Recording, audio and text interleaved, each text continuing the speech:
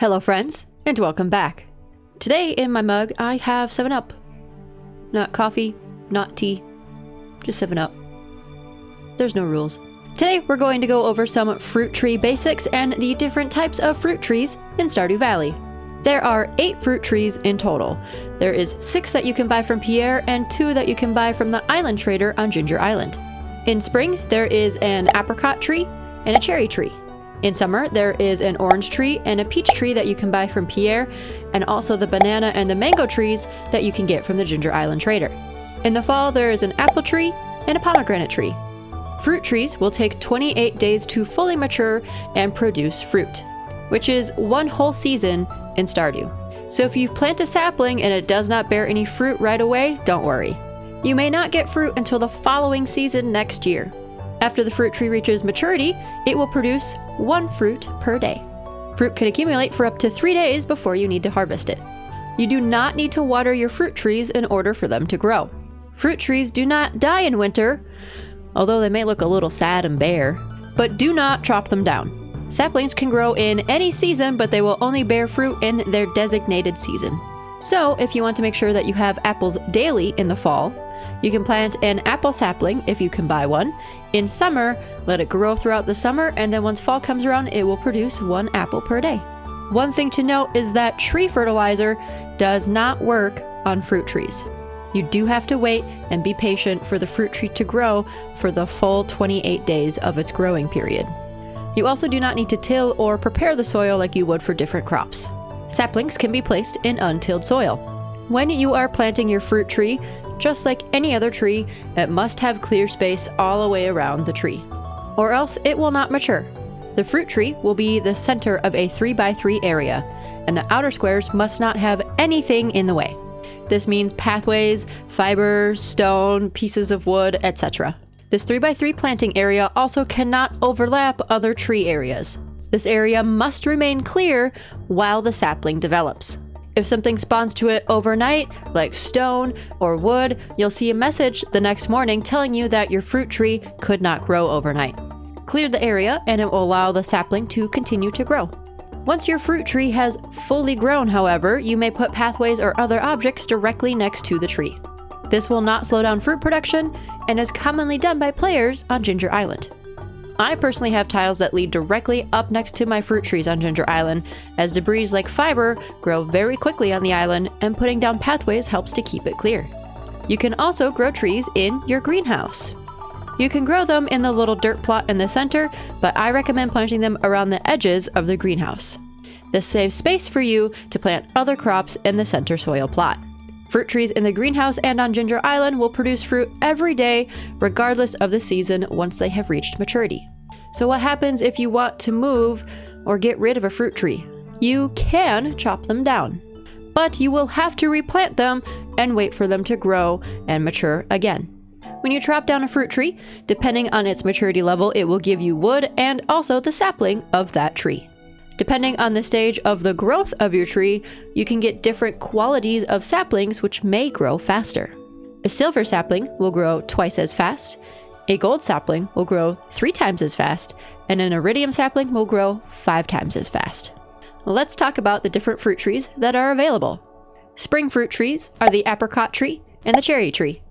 Pierre will sell apricot saplings for 2,000 gold, though you may find one from the traveling merchant for the price of between 1,500 and 2,500 gold.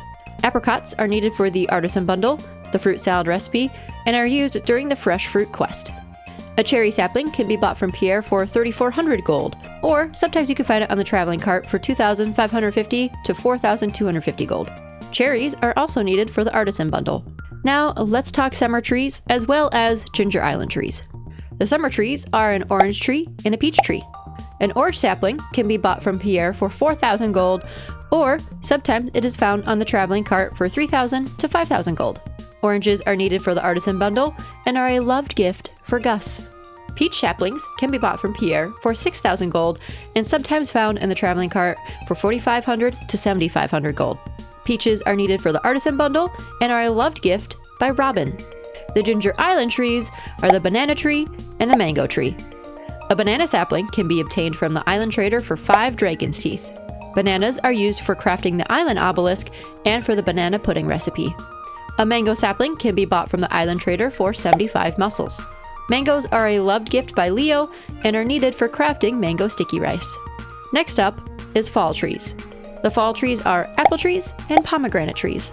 An apple sapling can be bought from Pierre for 4,000 gold.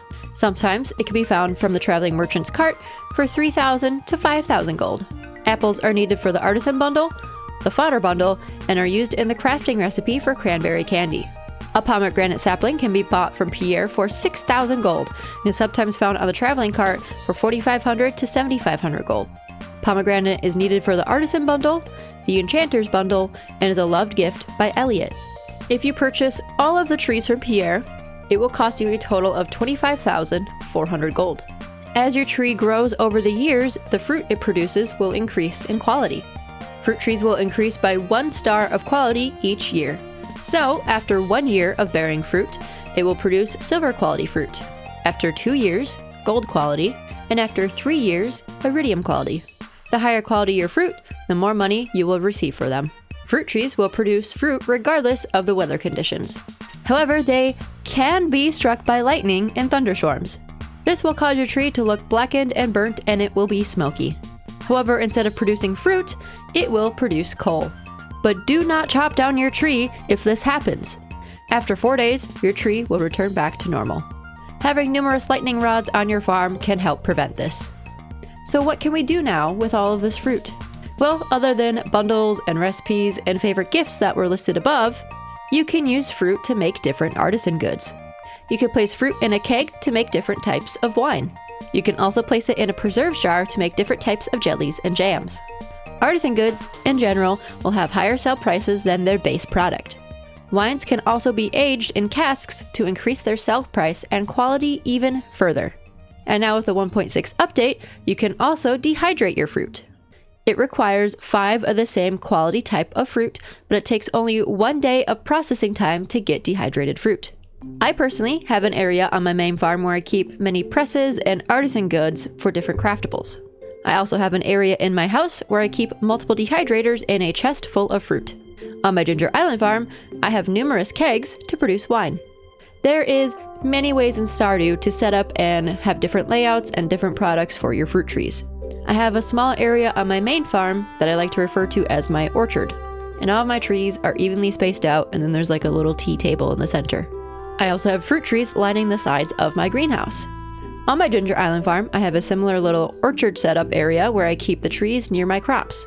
I've seen many people have designated areas where they have lines and rows of different regular trees and fruit trees, and if you're looking for inspiration and decorating ideas and layout ideas and placement of things for your farm, I highly recommend checking out Pinterest.